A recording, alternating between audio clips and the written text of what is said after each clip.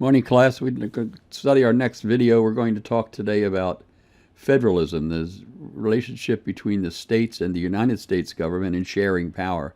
Remember to look at these keys on the keyboard here. This is your pause key to pause the video. You can go back and you can go forward to look at the questions as you need to. So let's get started, okay? This is about federalism. Federalism means the sharing of power between the states and the United States government. Now, federalism is called a division of power, and this section is going to talk about these ideas. What is federalism, and why is it chosen by the framers? The framers, the guys that wrote the Constitution, thought this was very important because they thought it was very important for the states to maintain their power as well as the United States government.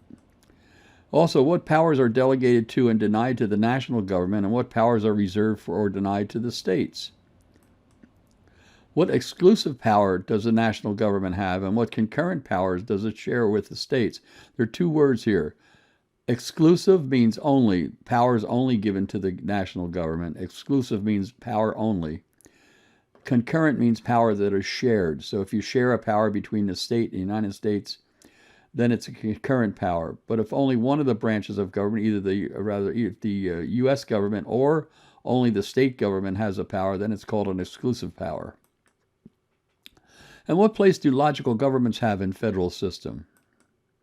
And how does the Constitution function as the supreme law of the land? All right, guys, here's your first question. What is the exclusive power? I just explained that to you so you can answer the question by picking the choices. And what are concurrent powers? And you can get that from here. Remember that exclusive power is powers that are maintained by one of the branches of government and not the other. Concurrent power is when they both share a power. Let's go on to the next question, next concept. So why did they put in federalism? What's the purpose of it? The framers were dedicated to the concept of limited government. They were convinced that the government power poses a threat to individual freedom. That was their concept. They believed that the U.S. government had got too strong. It would start to infringe on individual liberty. They also said that therefore, the exercise of government power must be restrained and it must be controlled. You don't want to have unlimited power by any branch of government because then it becomes a dictatorship. It has to be restrained and controlled. That to divide the government power as federalism does is to curb and so prevent its abuse. So if you divide the power between the states and the United States government, then you're limiting it and you're better able to preserve freedom. So what are the questions here? The question is, the Founding Fathers were students of history and were aware of the good and bad aspects of government. Which item below is not concerned, were the framers concerned about? What thing did they not care about? You have to think a little bit to answer that question.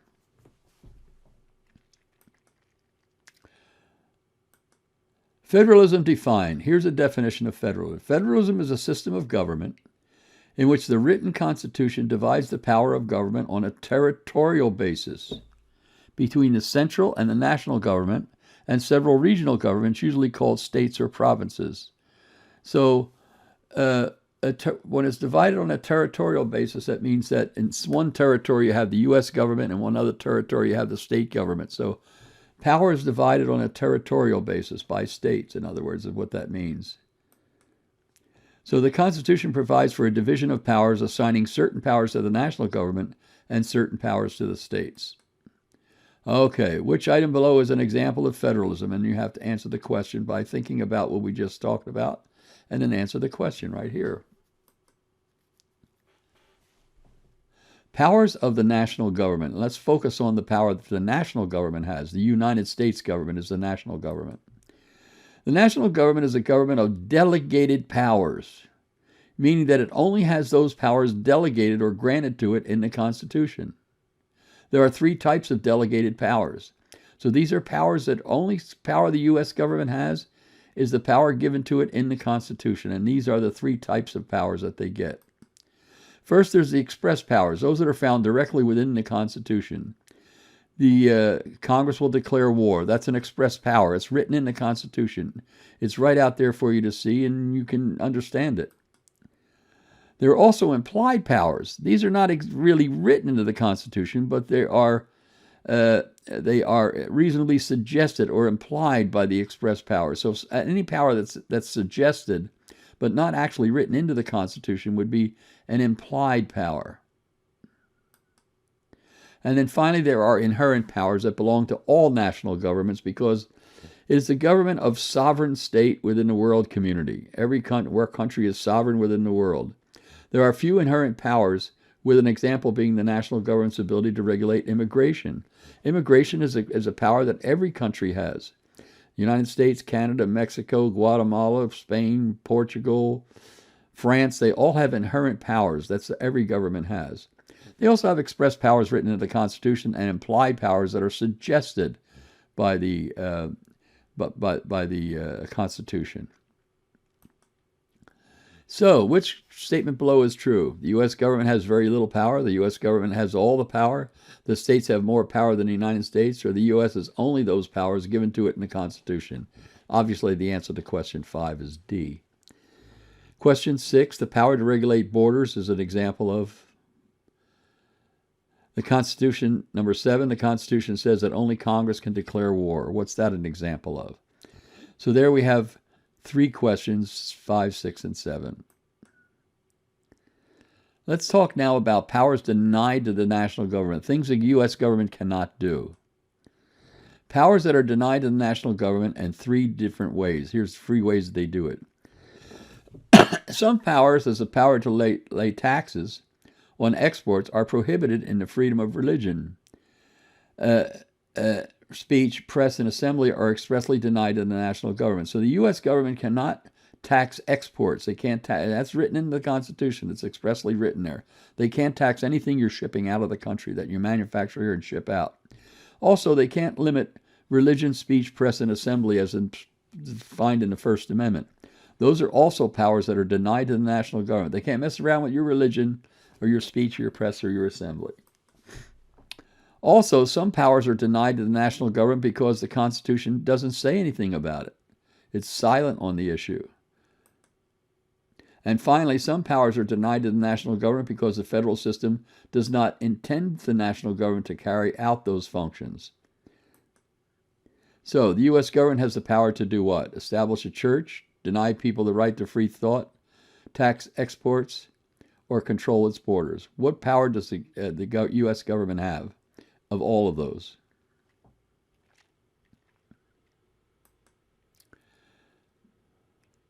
The states. Powers reserved to the states. The 10th Amendment declares that the states are governments of reserved powers.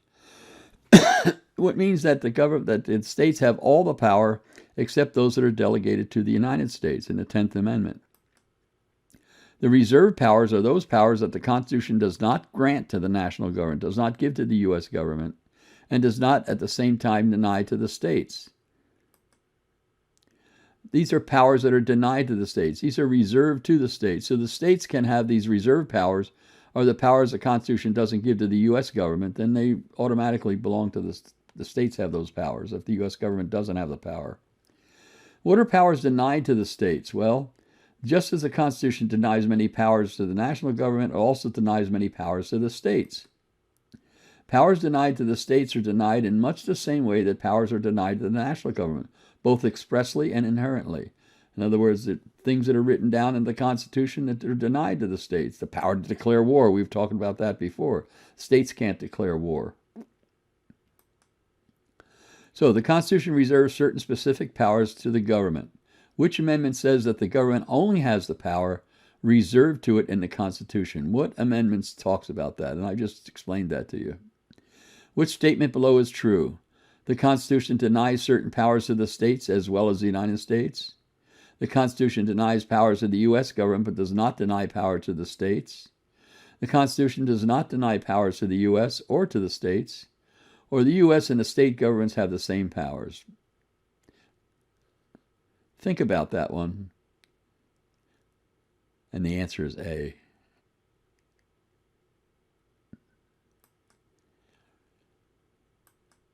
Now, we call about another concept, exclusive power and concurrent power. Exclusive power, again, remember, is that power that is only given to one branch of government. So powers that can be exercised by the national government alone are known as exclusive powers. If only the U.S. government has the power, it's as an exclusive power. Examples of exclusive powers of the national government's power to make money, like coin money. The states can't make their own money, only the U.S. government can, so that's an exclusive power. They can make treaties with foreign countries. States are not allowed to do that, but the U.S. government can. And they lay duties, taxes on imports. They can tax things coming into the country. The U.S. government cannot tax things going out of the country, but they can tax imports coming in. But only the U.S. government can do that. States can't put import taxes on things coming in, say, from Mexico or Canada. Concurrent or shared powers are these. The concurrent powers are those powers that both the national government and the states possess and exercise. Some of the concurrent powers include the power to levy taxes, to define crimes and set punishments for them, and to claim private property for public use. So all of those things are things that the U.S. government can do and the states' governments can do also. They both can put taxes on people. We have state tax and we have U.S. tax. We even have city tax and state tax and U.S. tax. So that's a concurrent power. It's something that they both do, okay? And certain crimes and punishments for them are also are concurrent power share between the states and between the United States. It might take a different form when the U.S. government is using that power. It might take a different form than the state power, but still they are state taxes and U.S. taxes. Okay, the power can be exercised by the U.S. government are called powers that can be exercised by the U.S. government and the states are called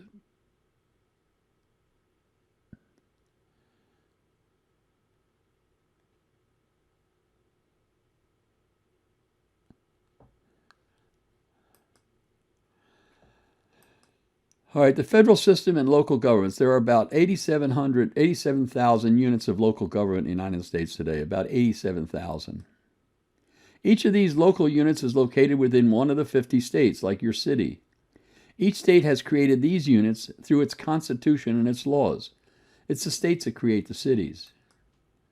Local governments, since they are created by the states, are exercising state law through their own means. So if Bonita wants to become a city, they have to apply to the state of California to become a city. They don't apply to the U.S. government. So local governments such as cities are created by what? And directly responsible to it. Local governments such as cities are created by who? And I just explained that to you.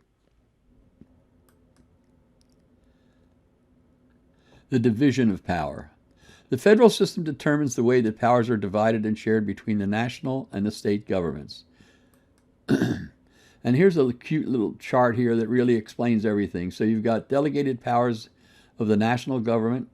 These are powers that only the U.S. government has. Coining money, regulating interstate and foreign trade, raising and maintaining armed forces, declaring war.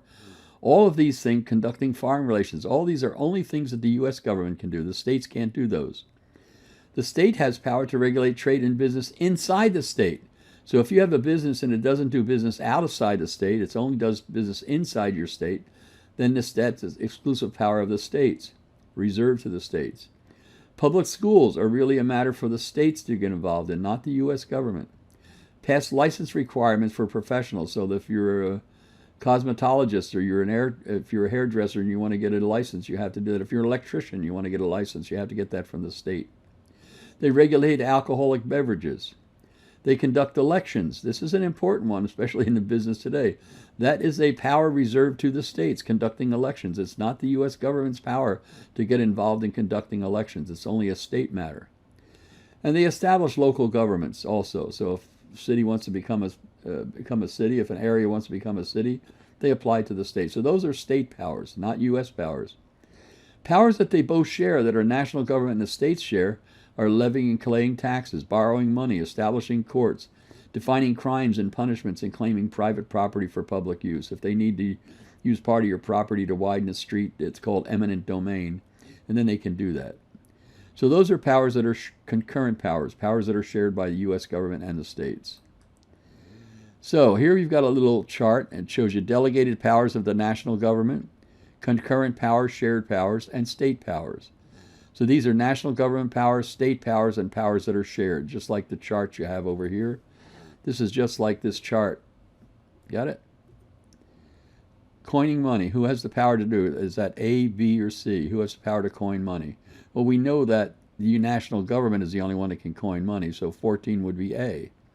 Declaring war, borrowing money, imposing taxes, and all the rest of it, down to regulating interstate and foreign trade.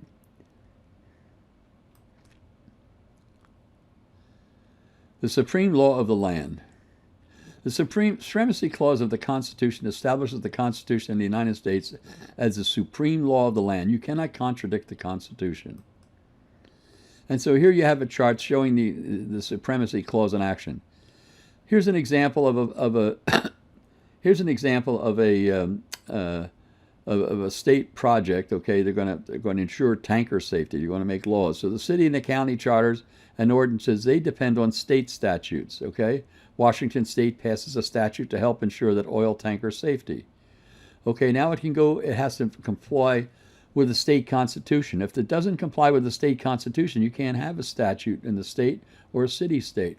It has to comply with the state constitution.